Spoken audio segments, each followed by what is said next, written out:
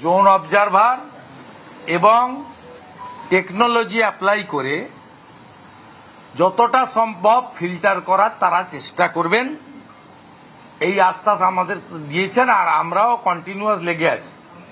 দ্বিতীয় যে ডিমান্ডটা আমরা করেছি, আপনাদের সামনে যে ডিমান্ডগুলো দিয়েছিলাম তার বাইরে যেভাবে জোন অবজারভার এবং স্টেট অবজারভার দেওয়া হয়েছে, 14ই ডিসেম্বরের পরে যে হিয়ারিং হবে সেখানে লাইভ সিসিটিভি, যেটা সিওর অফিস থেকে সিও আমাদের বললেন যে আমাদের অফিস শিফট হচ্ছে 20 দিনের মধ্যে। আমরা আশা করব যে হিয়ারিং এর আগে অফিস শিফট হবে বা যেখানেই করুন, উনাদের কন্ট্রোল রুম থেকে যাতে ওই সিসিটিভিগুলোকে মনিটরিং করা হয় এবং সিসিটিভি অফ করে কোনো হিয়ারিং একটা কেসেরও হবে না। ওনারা লিখিত অর্ডারও করেছেন, আমাদের অ্যাসিওর করেছেন যে লোকসভা নির্বাচনের মতো ওয়েবকাস্টিং ক্যামেরা আমরা বন্ধ করতে দেব না। সব পার্টির ক্ষেত্রেই প্রযোজ্য, সবার ক্ষেত্রেই প্রযোজ্য। আমরা নিরপেক্ষ। আমরা বলেছি আমরা ফেভার চাই না, আমরা ফেয়ার চাই। আপনি ফেয়ার ট্রান্সপারেন্ট ওয়েতে এটা করুন। এবং আমরা সিসিটিভি নিয়ে স্যাটিসফাইড। আর একটা বিষয় আমরা আজকে ইস্যুটাকে তুলে ধরেছি, উনারা বলেছেন যে আপনারা লিখিত সাজেশন দিলে আমরা সিইসিতে বা ইসিআই ফুল বডির কাছে পাঠাবো for their approval or decision. সেটা হচ্ছে যেভাবে জোন এবং স্টেট অবজারভার দেওয়া হয়েছে, যে 340, 45টা 50টাতে এসডি অফিস বিডিও অফিসে হিয়ারিং হবে, সেই হিয়ারিংয়ে মাইক্রো অবজারভার নিয়োগ করতে হবে এবং তিনি যেন স্টেট গভর্নমেন্টের সঙ্গে যুক্ত না থাকেন। স্টেট গভর্নমেন্টের অফিসাররাই হিয়ারিং করবেন, এটা নিয়ে আমাদের কোনো দ্বিমত নেই। কিন্তু সেখানে যেন মাইক্রো অবজারভার হিসাবে নিরপেক্ষ আধিকারিককে নিয়োগ করা হয়, এটা আমরা দাবি করেছি, অ্যাডিশনাল দাবি। সাগর জেলা নিয়ে অভিযোগ করেছেন এই 17,111টি বুথ, এর মধ্যে স্পেসিফিক কোন জেলা সব থেকে বেশি যেখানে অবৈধ? 294টা বিধানসভার মধ্যে অলমোস্ট 220টা বিধানসভায়, কোথাও 20টা, কোথাও 70টা, কোথাও 100টা, কোথাও 105টা পর্যন্ত আছে। আপনি আইপ্যাকের বিরুদ্ধে একটা অভিযোগ করলেন যে তারা ওটিপি নিয়ে নিচ্ছে, এতে কি বিএলওদেরকে চাপ দেওয়া যে বিএলওরা সরাসরি উপযুক্ত না ইআরও এইআরওর বিরুদ্ধে? আপনাদের বিএলওরা তো পাঠাচ্ছেন আমাদের, আমরা জানছি কি করে? বিএলওরা তো বলছেন বাঁচতে দিন। কালকে ফলতার এক বিএলও, তাকে তুলে নিয়ে যাওয়া হয়েছিল, 4 ঘন্টা খুঁজে পাওয়া যায়নি। রাত্রে তাকে এনে ভিডিও করা হয়েছে যে আমি সুস্থ আছি, ভালো আছি, আমি ঠিক মতো বিএলওর কাজ করছি। তার বাড়ির লোকই সব জায়গায় অভিযোগ করেছিল যে বাড়ির লোককে খুঁজে পাওয়া যাচ্ছে না, তিনি বিএলও। কালকে ফলতাতে স্টেট অবজারভারের সামনে 17 জন বিএলওকে জয়েন্ট ভিডিও এবং ভিডিও সানুবক্সি সাদা খাতার ভিডিও সাজিয়ে নিয়ে গিয়ে বলিয়েছে। এবং আপনি শুনলে অবাক হয়ে যাবেন, স্টেট অবজারভার আমাদের টাইম দিয়েছে আগামী পরশুদিন আইদার সঞ্জয় সিং আর শিশির বাজোরিয়া যে কোনো একজন নিয়ে আসবেন ফলতার বিজেপির টিমকে। আমাদের বিজেপির কোনো প্রতিনিধি কালকে ছিল না। একজনকে বিজেপি সাজিয়েছে, একজনকে সিপিএম সাজিয়েছে, একজনকে কংগ্রেস সাজিয়েছে, দিয়ে অল পার্টি মিটিং করে দেখিয়ে দিয়েছে যে এভরিথিং ইজ গুড এবং স্যাটিসফ্যাক্টরি ম্যানারে সব কাজ চলছে। আপনি ভাবতে পারেন রাজনৈতিক দলের প্রতিনিধিত্বেও চুরি। এরা চুরি করতে বাকি রাখেনি, চোখ চুরি করেছে কদিন আগে বারাসাতে। আর কালকে ফলতাতে রাজনৈতিক দলের প্রতিনিধি চুরি করেছে। স্টেট অবজারভার বলেছে আমি কড়া ব্যবস্থা নেব। আপনারা চিঠি পেয়েছিলেন? আমরা বলেছি নো। আমাকে ডিস্ট্রিক্ট প্রেসিডেন্ট, ফলতার যিনি ইনচার্জ মধুদি আছেন, তারা জানিয়েছেন বিজেপি কোনো চিঠি পায়নি, মেলে হাতে কোনো চিঠি পায়নি। সেকেন্ড হচ্ছে বিজেপির কোনো প্রতিনিধি কালকে ছিল না। কংগ্রেস সিপিএম এর বিষয় আমি বলতে পারবো না, ওরা বলতে পারবে। বিজেপির কোনো প্রতিনিধি ছিল না।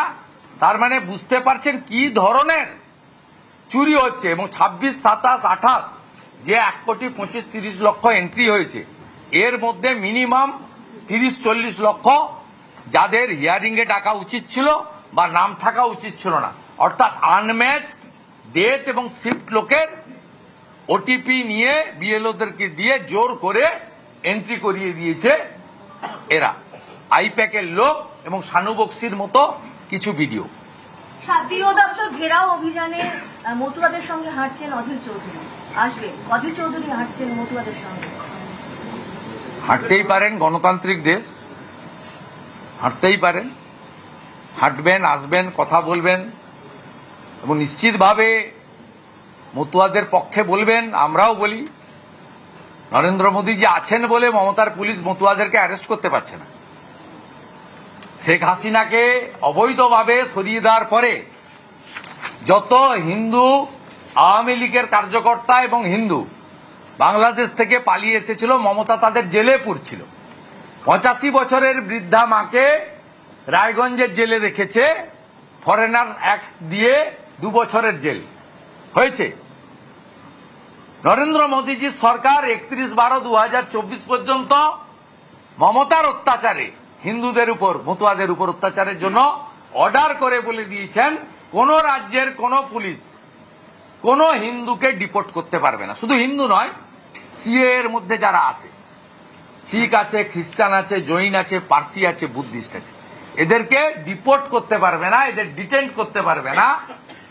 এই তো পশ্চিমবঙ্গের হিন্দুদের জন্য একদিকে নরেন্দ্র মোদীর ব্যবস্থা, অন্যদিকে মমতা ব্যানার্জির ব্যবস্থা।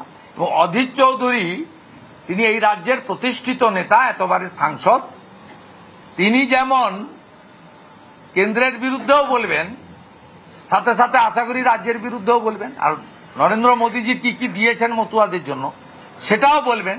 মমতাবালা ঠাকুর মহোদয়া, তার যেমন ঠাকুরবাড়ির পরিচিতি রয়েছে, সম্মানীয় শ্রদ্ধা পরিচিতি, সাথে সাথে তিনি তৃণমূল কংগ্রেসের রাজ্যসভার সদস্যও বটে। এটা ইন্ডিজোটের মিছিল না মতুয়া বাঁচানোর মিছিল, এইটা আগে ক্ল্যারিফাই করলে তাহলে লোকের বুঝতে সুবিধা হবে। আপনি যখন এলেন,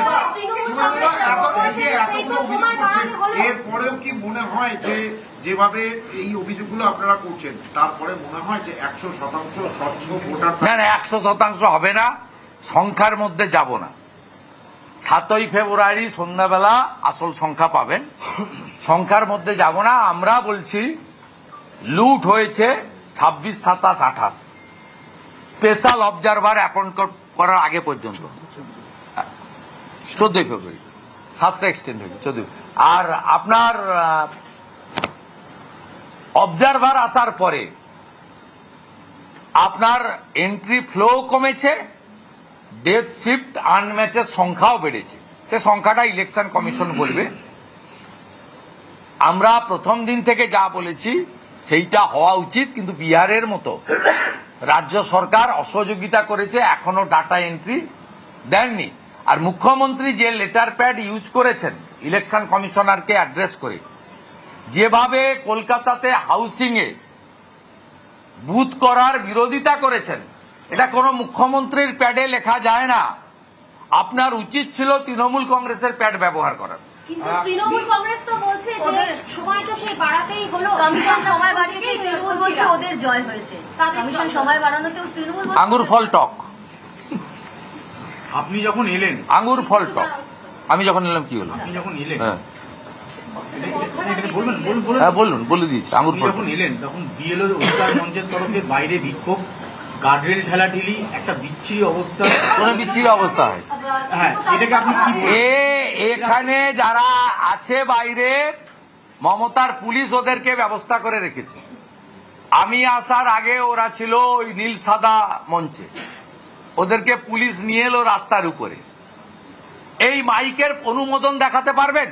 এটা 144 এলাকা, এখানে মাইক বাজানো যায় 7 দিন ধরে। আমাকে 97-98 বার যেতে হয়েছে কোর্টে। আগামীকাল আমার মালদাতে একটি ধর্মীয় প্রোগ্রাম ছিল, একটি রাজনৈতিক প্রোগ্রাম ছিল, আমার বৈষ্ণবনগরের সবার পারমিশন দেওয়া হয়নি। ধর্মীয় প্রোগ্রাম আমি করব, ধর্মীয় প্রোগ্রামে তো আর কারো অনুমোদন লাগে না। সেখানে বজরংবলীর বড় মূর্তি উদ্বোধন আমি করব, হিন্দু হিসাবে করব, হিন্দুদের নিয়ে করব। পারমিশন দেওয়া হয়নি। আর এখানে 144 ধারা এলাকাতে মাইক বাজিয়ে করছে, এবং এখানে যে ডিসি সেন্ট্রাল ছিল, যিনি অভয়ার কাণ্ডে কি ভাষা প্রয়োগ করেছিলেন সাংবাদিক সম্মেলন করে, তিনি ওই গেট থেকে সবাইকে বাধা দিচ্ছেন। সিওকে নামতে হয়েছে, সাংবিধানিক বডি সিওকে উপর থেকে নেমে আপনাদেরকে তুলতে হয়েছে। ওইটা দেখান, আমরা এসব বস্তু আমরা জানি। আর 4-5 মাস এই লড়াই হবে, একদম অন্তিম জায়গায় চলে এসেছে। হ্যাঁ, একদম চলে এসেছে, অন্তিম জায়গায় চলে এসেছে। আর বেশি দিন আমাদের এই লড়াই দিতে হবে না। আপনাদের সঙ্গে আজকে যে আচরণ করেছে ডিসি সেন্ট্রাল এবং সিএস র্যাঙ্কের অফিসার সাংবিধানিক পোস্টে আছে, তাকে নেমে গিয়ে আপনাদেরকে উপরে তুলতে হয়েছে। এইটা ভালো করে আলোচনা করুন। পশ্চিমবাংলায় সংবিধানের 4র্থ স্তম্ভের অবস্থা সিও অফিসের সামনে কেমন, কলকাতা পুলিশকে কেন লোক মমতা পুলিশ বলে, চটি চাটা বলে, তা আজকে তার প্রমাণ হয়েছে।